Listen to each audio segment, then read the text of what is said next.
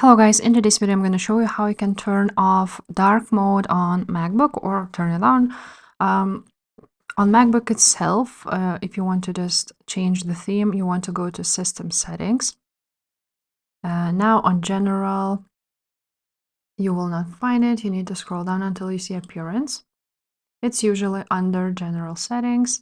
And here on Appearance, you can go ahead and turn on Light Mode.